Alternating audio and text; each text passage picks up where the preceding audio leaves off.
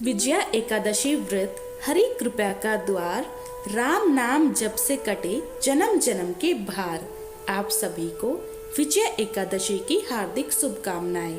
जरा विचार कीजिए कितनी पावन होगी वह एकादशी जिसका पालन स्वयं मर्यादा पुरुषोत्तम भगवान श्री राम ने किया, जो भगवान संपूर्ण जगत के नियंता, जिन्हें कोई नियम बांध नहीं सकता। वे भी जब धर्म और भक्ति का आदर्श स्थापित करने हेतु उपवास धारण करने, तो समझ लेना चाहिए कि यह व्रत केवल फलदायी ही नहीं अपितु मोक्षदायिनी भी है। कहते हैं कि जब लंका विजय का समय समीप आया, भक्ति, धर्म और कर्तव्य का संग्राम सामने था, तब श्री राम ने गुरुजनों से, ऋषि मुनियों से परामर्श लेकर विजय एकादशी व्रत किया। यह केवल धर्म संबंध कार्य नहीं था, यह संकट से पार कराने वाला मार्ग, पाप और भय का नाश करने वाला साधन और विजय का दिव्य सूत्र था। उस पवित्र एकादशी के दिन श्री राम ने न केवल स्वयं उपवास रखा, बल्कि अपनी संपूर्ण सेना, वानर, भक्तों और प्रजननों को भी इसी व्रत का पालन करने को कहा, क्योंकि भगवान का अभिप्राय केवल अपनी विजय नहीं अपितु संपूर्ण प्रजा का कल्याण था और जगत को यह संदेश देना था कि सत्य और धर्म पर चलने वाला जब उपवास, संयम और भक्ति का सहारा लेता है, तो उसके हेतु कोई भी असंभव कार्य नहीं रहता। विजय एकादशी के पुण्य प्रभाव से वानर सेना का भय मिटा, उनके मन में धैर्य बढ़ा और श्री राम के तेज में दिव्यता के साथ अदम्य पराक्रम भी जाग उठा। उस व्रत का फल यह हुआ कि अधर्म पर धर्म की विजय, अहंकार पर विनय की विजय और रावण जैसे दुरात्मा पर श्री राम की विजय पताका फहराई। इसीलिए इसे विजय एकादशी कहा गया है, क्योंकि यह पराजित नहीं होने देती। जो भी इसे श्रद्धा से करता है, उसे सांसारिक और आध्यात्मिक दोनों ही क्षेत्र में विजय प्रदान होती है। और आज हम सब इसी कथा को श्रद्धा पूर्वक सुनने जा रहे हैं। संभव है कि इस शुभ श्रवण से भगवान श्री राम और श्री विष्णु भगवान का आशीष हम सभी पर अवश्य बरसे। एकादशी का फल केवल उपवास या निराहार रहकर ही नहीं मिलता। यह फल तो तब भी मिलता है जब भाव से, भक्ति से, संयम से और संकल्प से हम कथा का श्रवण करें। सभी व्रतों में एकादशी का व्रत सबसे प्राचीन माना जाता है। पद्म पुराण के अनुसार स्वयं श्री ब्रह्मा जी ने देवर्षि नारद जी को उपदेश देते हुए कहा था कि एकादशी महान पुण्य देने वाली होती है। कहा जाता है कि जो मनुष्य विजय एकादशी का व्रत रखता है, उसके पितर और पूर्वज कुयोनि को त्याग कर स्वर्ग लोक को जाते हैं। पति को हर कार्य में सफलता भी प्राप्त होती है और उसे पूर्व जन्म से लेकर जन्म में भी सभी पापों से मुक्ति भी मिलती है। त्रेता युग में मर्यादा पुरुषोत्तम श्री रामचंद्र जी को जब 14 वर्षों का वनवास हो गया था, तब से भाई लक्ष्मण और पत्नी सीता की सहित पंचवटी में निवास करने लगे। वहां पर लंकापति रावण ने जब माता सीता का हरण किया, तब इस समाचार से भगवान श्री राम और भाई लक्ष्मण अत्यंत व्याकुल हुए और माता सीता की खोज में इधर उधर भटकने लगे। बहुत दुखी होकर घूमते घूमते जब वह अपनी आखिरी सांसें ले रहे जटायु के पास पहुँचे, तो जटायु ने माता सीता के बारे में पूरी कहानी बताकर अपने प्राण त्याग दिए। फिर कुछ आगे जाकर उनके सुग्रीव से भेंट हुई और उन्होंने बाली का वध किया। फिर हनुमान ने लंका में जाकर माता सीता का पता लगाया और उनसे श्री रामचंद्र जी और सुग्रीव की दोस्ती के बारे में सारी बातें बताई। फिर लंका से आकर वीर हनुमान ने भगवान राम से सारी बात बताई। तब भगवान श्री राम ने अपनी वानर सेना के साथ लंका पर चढ़ाई करने का निश्चय किया और लंका की ओर प्रस्थान किया। लेकिन जब श्री राम जी समुद्र के किनारे पहुंचे, तब उन्होंने उस विशाल समुद्र से गौर से देखा, जिसमें भयानक जलीय जीव जंतु थे, और वह सोचने लगे कि इस विशाल समुद्र के किस प्रकार से पार करके अपने सीता के पास जल्द से जल्द पहुंच सकूं। विशाल समुद्र को देखकर भगवान ने लक्ष्मण जी से कहा कि हम इस समुद्र को किस प्रकार पार करेंगे। तब लक्ष्मण जी ने कहा, हे प्रभु, आप तो सब कुछ जानने वाले हो, आप आदि पुरुष हो। कृपया यहाँ से कुछ ही दूर पर कुमारी द्वीप है, जहाँ पर दालाभ्य नाम के मुनि रहते हैं। उन्होंने अनेक ब्रह्मा देखे हैं। आप उनसे पास जाकर इसका उपाय पूछिए, वह अवश्य बताएंगे। भाई लक्ष्मण के इस प्रकार से वचन सुनकर श्री रामचंद्र भगदालभ्य ऋषि के पास गए और उनको प्रणाम करके उनके पास बैठ गए। भगदलभ्य ऋषि ने उन्हें पहचान लिया और पूछा, हे राम, आपका आना कैसे हुआ? श्री राम जी कहने लगे, हे ऋषि, मैं अपनी सेना सहित यहाँ आया हूँ और राक्षसों को जीतने के लिए लंका जा रहा हूँ, लेकिन समुद्र को पार करने का कोई उपाय बताइए, क्योंकि इस विशालकाय समुद्र को आसानी से पार कर लेना मेरी समझ से परे है। इसी खास उद्देश्य से मैं आपके पास आया हूँ। तब वग्दालाभी मुनि बोले, हे राम, आपको अपनी परेशानी से छुटकारा मिल जाएगा। इसके लिए आपको फागुन मास के कृष्ण पक्ष की विजय एकादशी का उत्तम व्रत करना होगा। इस व्रत के प्रभाव से विजय प्राप्त होती है। हे राम, यदि आप भी इस व्रत को सेनापतियों सहित करेंगे तो आपकी विजय अवश्य होगी। तब राम जी ने ऋषि के कहे अनुसार इस व्रत को किया और इसके प्रभाव से लंका पर विजय प्राप्त की। भगवान श्री कृष्ण कहते हैं, हे राजन, जो कोई मनुष्य विधि पूर्वक इस व्रत को करेगा तो तीनों लोकों में इसकी अवश्य विजय होगी। भगवान राम ने बतालब ऋषि के द्वारा बताए गए व्रत की विधि को पूछकर ऋषि को प्रणाम किया। फिर वहां से चले आए और समुद्र के किनारे बैठकर आराधना करने लगे और विजय एकादशी का व्रत करके भगवान राम ने अपनी समस्या का समाधान प्राप्त किया। भगवान श्री कृष्ण कहते हैं, हे धर्मराज, जो मनुष्य इस व्रत को विधि विधान के साथ पूर्ण करेगा उनकी दोनों लोकों में विजय होगी। श्री ब्रह्मा जी ने नारद जी से कहा था कि जो इस व्रत का महात्म्य श्रवण करता है या पढ़ता है उसे वाजपेयी यज्ञ के फल की प्राप्ति होती है। भगवान विष्णु का किसी भी रूप में पूजन मानव मात्र ही समस्त मनोकामनाएं पूर्ण करता है। हालांकि श्री राम भगवान स्वयं विष्णु भगवान के अवतार थे, फिर भी अपनी लीलाओं के चलते प्राणियों को सन्मार्ग दिखाने के लिए ही उन्होंने विष्णु भगवान के निमित्त इस व्रत को किया। इसीलिए विजय की इच्छा रखने वाला इस उपवास को करके अनंत फल का भागी बन सकता है। यह था विजय एकादशी व्रत और महात्म्य और कथा का वर्णन। सभी प्रेम से बोलिए, विजय एकादशी की जय। एक बार अय्या नाम के एक बहुत ही भोले भाले नवयुवक थे। ढाई कहते हैं 2.5 किलो को और उनका नाम अढ़ैया इसलिए पड़ा क्योंकि उनका आहार यानी भोजन कम से कम 2.5 किलो का होता था। माता पिता की मृत्यु के बाद अब उन्हें 2.5 किलो आटे की रोटी खिलाने वाला कोई बचा ही नहीं।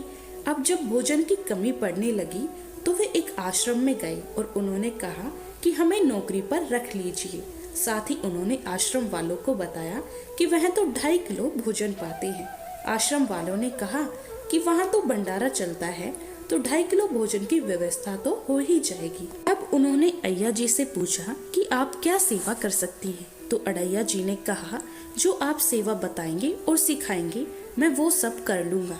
तो उन्हें गैया चराने की सेवा दी गई और उन्हें बताया गया कि वैष्णव सिद्धांत का पालन करते हुए आप जब गाय चराने के लिए जा रहे हो तब यहाँ से आटा और सब्जी साथ देकर जाएं। जंगल में भोजन पकाएं, ठाकुर जी को भोग लगाकर फिर आप प्रसाद पाएं। अय्या जी कहने लगे, लेकिन हमें तो भोग लगाना आता ही नहीं है। अब आश्रम से उन्हें आज्ञा मिली कि जैसा ही भोग तैयार हो जाए तो भगवान को बुला लीजिए और वह भोग लगा लेंगे। उनके बाद आप प्रसाद खा सकते हैं। अब अढ़ैया जी गाय लेकर चराने के लिए गए तो साथ में उन्होंने गोबर के उपले बीन लिए और 2.5 किलो आटे की बाटी बना ली और आलू का भरता भी बना लिया। फिर कहने लगे, गुरुदेव के ठाकुर आइए भोग लगाइए। जो श्री राम बड़े बड़े ऋषि मुनियों की साधना से भी नहीं आते थे वह उस भोले भाले भक्त के पुकारने पर स्वयं आ गए। और अय्या जी ने जब आंखें खोलकर देखा तो धनुष धारण किए हुए श्री राम सामने खड़े थे। अय्या जी ने कहा, आप कौन हो? तब भगवान कहने लगे कि लोग हमें श्री राम कहते हैं। आपने ही तो कहा देव के ठाकुर आइए और हम तुम्हारे गुरुदेव के ठाकुर ही हैं, तो हम आ गए। तब श्री राम ने कहा कि आलू के भरते की तो बड़ी अच्छी खुशबू आ रही है, हम भी तुम्हारे साथ खाएंगे। अढ़ैया जी ने कहा, हमें तो लगा बस आपको भोग लगाना होता है, आप सच में खाते हैं क्या? तो श्री राम जी कहने लगे, हम सबका नहीं खाते, लेकिन आप जैसे भक्त जब पुकारते हैं तो हम उनका जरूर पाते हैं। अब अड़ैया जी तो बिल्कुल भोले भाले थे, कुछ भी नहीं जानते थे। इससे पहले ठाकुर जी की सेवा उन्होंने कभी की ही नहीं थी, ना ही कभी भोग लगाया था। अब भगवान जो बड़े बड़े मुनियों के ध्यान में भी नहीं आते थे, वह उस भोले भाले भक्त के सिर्फ एक बार बुलाने पर आ गए। राम जी कहने लगे कि आप आंखें बंद करिए तो हम आपको भोग पाएंगे। अय्या जी ने सोचा कि प्रभु बस 1 या 2 बाटी खाएंगे, चलो कोई बात नहीं, आज 2.5 किलो ना सही, थोड़ा कम ही सही, आज ऐसे ही गुजारा कर लेंगे। लेकिन प्रभु श्री राम ने तो सारी बाटी और सारा भरता खा लिया। अड़ैया जी ने आंखें खोली तो देखा ना तो भरता था ना ही बाटी, सभी गायब थे। तो कहने लगे, प्रभु क्या आज आप हमें भूखा रखेंगे? तो भगवान श्री राम कहने लगे, जानते हो आपके गुरुदेव ने भोग लगाने के लिए क्यों कहा? क्योंकि आज एकादशी है, इसीलिए उन्होंने आपको आटा दे दिया और कहा था कि आप खुद पका के भोग लगा लेना। अब वह आपको रोज आटा और सब्जी दे देंगे और आप पकाने के बाद हमें बुला लेना। तो अय्या जी ने पूछा, आप रोज आएंगे? तो श्री राम जी ने बोला कि आप रोज बुलाएंगे तो हम रोज आ जाएंगे। अब अय्या जी आश्रम पर जाकर अपने गुरुजी से बोले कि गुरुजी, आप तो आपके ठाकुर जी आए थे और हमारी सारी बाटी खा गए। कल से हम 5 किलो आटा लेकर जाएंगे, 2.5 किलो अपने ठाकुर जी के लिए और 2.5 किलो हमारे खुद के लिए। सुनकर गुरुदेव जी को हंसी आ गई। सोचने लगे कि 2.5 किलो आटा भी इनके लिए कम पड़ने लगा। तो उन्होंने भंडारी से कहा कि पूछने की जरूरत नहीं है, यह जो भी मांगे इन्हें दे दीजिएगा। अगले दिन अय्या जी फिर से गाय लेकर जंगल पहुँचे। गायों को चराने के लिए छोड़ने के बाद उन्होंने चूल्हा तैयार किया, बाटी और भरता बनाया, पत्तल में भोजन परोस के उन्होंने आंखें बंद की और बोले, गुरुदेव के ठाकुर जी पधारिए। आंखें खोलकर देखा तो आज तो श्री राम जी के साथ सीता भी आई थी। अड़ैया जी ने पूछा, ये कौन है? तो श्री राम कहने लगे, यह तो हमारी अर्धांगिनी है। तो कल क्यों नहीं बताया था आपने कि आपकी अर्धांगिनी भी है? क्या यह भी भोजन करेगी हमारे साथ? अय्या जी ने पूछा। तो प्रभु श्री राम कहने लगे, यह भी हमारे जितना ही पाती है। अब अय्या जी कहने लगे, भोग लगाइए गुरुदेव के ठाकुर। उन्होंने ऐसा कहते ही माता सीता और प्रभु राम जी सारी बाटी खा गए। अब अड़ैया जी आश्रम में गए और गुरुदेव से कहने लगे कि गुरुदेव, कल से 7 किलो आटा लगेगा। आज तो आपके ठाकुर जी अपनी पत्नी को भी साथ लेकर आए थे। आश्रम में किसी को भी उनकी बातों पर विश्वास नहीं हो रहा था। उन्हें लगा कि शायद अड़ैया जी गायों को भी बाटी खिला देते हैं। अब आज्ञा हुई कि उन्हें 7.5 किलो आटा दे दिया जाए। अगले दिन उन्हें बाटी बनाते बनाते दोपहर के 3 बज गए। पत्तल में परोसकर उन्होंने बोला, गुरुदेव के ठाकुर पधारो। अब श्री राम तो अपने साथ लखन जी और माता सीता जी दोनों लेकर आए। जी ने फिर से पूछा, आज ये कौन आ गए आपके साथ? श्री राम जी ने बोला, इन्हें नहीं जानते, ये तो हमारे छोटे भाई हैं। तो अय्या जी बोले, अगर आप पहले बता देते तो हम आपकी व्यवस्था करके आते। अब जितना भोजन मैंने बनाया है उतना तो हम सबके लिए कम पड़ जाएगा। तो श्री राम जी ने लक्ष्मण जी से कहा कि बहुत सरल भक्त है, तुम नाराज मत होना। जब वे तीनों चले गए भोजन पाकर, तो अय्या जी ने पतलों में से जूठन बची हुई थी वह खुद खा ली। आज उनको एक अद्भुत आनंद महसूस हुआ। अगले दिन वो फिर से आश्रम से 10 किलो आटा मांगने लगे। उन्होंने बताया कि गुरुदेव, आज तो ठाकुर जी के साथ एक गोरे गोरे भाई भी आए थे। अब गुरुदेव जी सोचने लगे कि भला इस भोले भाले भक्त को श्री राम, सीता जी और लखन जी का अनुभव कैसे हो सकता है। अय्या जी ने आज 10 किलो आटा लिया, जंगल गए, पार्टी बनाई और फिर बोले, गुरुदेव के ठाकुर पधारो। आज तो उन्होंने देखा कि आज तो उनके साथ विशाल गदा लिए हुए हनुमान जी भी आए हैं। अब उन्होंने राम जी से पूछा, आज यह कौन है? तो श्री राम जी कहने लगे, यह तो हमारी प्रिय सेवक है, हनुमान जी। तो अय्या जी कहने लगे, प्रभु अगर एक बार में ही बता देते कि आपको कुल में कितने लोग हैं तो हम उतने ही भोजन का इंतजाम करके आते। आप एक बार बता दीजिए कि कुल कितने लोग हैं तो हम अपने गुरुजी से जाकर कह देंगे। यह सब बातें अड़ैया जी श्री राम जी से कह रहे थे। तब श्री राम जी ने हनुमान जी से कहा, गुस्सा मत हो, यह बहुत ही निराला भक्त है हमारा। अब कोई बात नहीं, जितना भोजन था वह सभी को पवाना था। तो अय्या जी ने सबसे कहा कि प्रसाद पाइए। प्रभु सबने प्रसाद पाया और जो बच गया था वह सब हनुमान जी ने खत्म कर दिया। आज फिर वापस जाकर अय्या जी ने देव से कहा, गुरुदेव कल तो आप मुझे 5 किलो आटा और दे दीजिएगा। आज तो आपके प्रभु के साथ एक विशाल सेवक भी आए थे। अय्या जी की बातें सुनकर गुरुदेव को आज बहुत रोमांच हुआ। उन्होंने सोचा कि क्या प्रभु सच करुणा करके इस भगत को दर्शन दे रहे हैं। उन्होंने सोचा कि अगली बार यह वापस आए तो मैं इनकी परीक्षा लूंगा। यह एक बार 15 किलो आटा लेकर गए, बाटी बनाई और फिर बोले, गुरुदेव के ठाकुर पधारो। अब राम जी पधारे, साथ में आज 2 और लोग भी थे।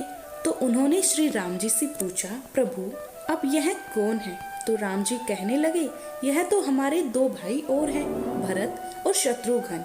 फिर से आज सबने प्रसाद पाया। अब अय्या जी वापस आश्रम में आ गए तो गुरुदेव से कहा, गुरुदेव कल से तो 20 किलो वाली आटे की बोरी ही दे दीजिएगा। अब आपके ठाकुर के साथ इतने और ठाकुर आते हैं कि वह तो सब कम पड़ जाता है, और आपने तो इतने ठाकुर है, फिर तो हम उनके लिए अब दिन भर भोग ही बनाएंगे। अब अगले दिन वह बहुत सारी व्यवस्था करके गए। आटे की बोरी भी लेकर गए, जंगल में ले जाकर गायों को चरने के लिए छोड़ दिया और एक पेड़ के नीचे सारी सामग्री रख दी। लेकिन आज उन्होंने कुछ भी नहीं पकाया और आवाज लगाई, गुरुदेव के ठाकुर पधारिए। अब प्रभु राम जी आ गए। आए तो कहने लगे, आज तो कुछ खुशबू ही नहीं आ रही है, क्यों कुछ बनाया नहीं क्या? तो अय्या जी बोले, प्रभु आपके साथ तो आपकी पत्नी है, सेवक है, इतने दिन से आप हमारे हाथ का प्रसाद खा रहे थे, आज हम आपके हाथ का पाना चाहते हैं। अब तो प्रभु जी ने सीता जी की तरफ देखा कि यह तो बहुत अलबेला भक्त है। सीता जी अनंत सामर्थ्यशाली हैं और सभी शक्तियों की स्वामिनी हैं। अय्या जी ने प्रभु से कहा, प्रभु हमने ना लकड़ी और न ही उपला इकट्ठा किया, आपके यहाँ जो सेवक हैं इनसे कहिए यह भी तो कुछ करे। तो श्री राम जी ने हनुमान जी से उपला और लकड़ियाँ इकट्ठा करने को कहा, लक्ष्मण जी को चूल्हा जलाने को कहा और मैया सीता जी भोजन पका रही थी। तब उन्होंने प्रभु से कहा कि आप भोजन बनाइए, तब हम सब गायों को इकट्ठा करके आते हैं। अब वह भागकर आश्रम में गए और गुरुदेव जी से बोले कि गुरुदेव आज तो हमने अपने ठाकुर को पूरे परिवार को फंसा लिया है। आज तो सारे ठाकुर मिलकर रोटी और बाटी बना रहे हैं। गुरुदेव चलिए, जल्दी चलिए गुरुदेव, आपको शंका होती थी ना, आज आप उनके हाथ से बना भोजन ग्रहण कीजिएगा। अब गुरुदेव ने सोचा, यह तो पागल आदमी है। राम जी जो इतने बड़े योगिनी के ध्यान में नहीं आते, वह भला कैसे गंवार आदमी जिसको कोई नाम तक जपना नहीं आता था, कोई ग्रंथ पढ़ना नहीं आता, उनके भला सामने कैसे आ सकते हैं। लेकिन उन्होंने सोचा कि भगवान की दयालुता पर तो संशय करना ही नहीं चाहिए, चलकर देख लेते हैं सच्चाई क्या है। गुरुदेव निरंतर भजन परायण थे तो प्रभु के दर्शन के अधिकारी तो थे ही। अब जब वे वहां पहुंचे तो वहां तो पूरा का पूरा राम दरबार उपस्थित था। अब उन्होंने प्रभु के चरणों में साष्टांग प्रणाम किया और कहने लगे, प्रभु यह आपकी लीला समझ में नहीं आई। तब भगवान ने कहा कि देखो, जो ज्ञानी भक्त है, मैं अत्यंत तर्क के द्वार भी उनकी पकड़ में नहीं आता। जो विद्वान हैं, उनकी विद्वता मुझे नहीं छू सकती, लेकिन जो दीन है, जो भोले हैं, उनके सामने मैं अपनी दिव्यता और महानता को भूल जाता हूँ। देखो, तुम्हारे इस भक्त की आज्ञा पर हमारा पूरा परिवार इनकी सेवा में लगा हुआ है। ऐसा कहकर प्रभु श्री राम गुरुदेव जी और उनकी भक्त अय्या जी को दर्शन देकर कृतार्थ कर अपने परिवार सहित वही अंतर ध्यान हो गए।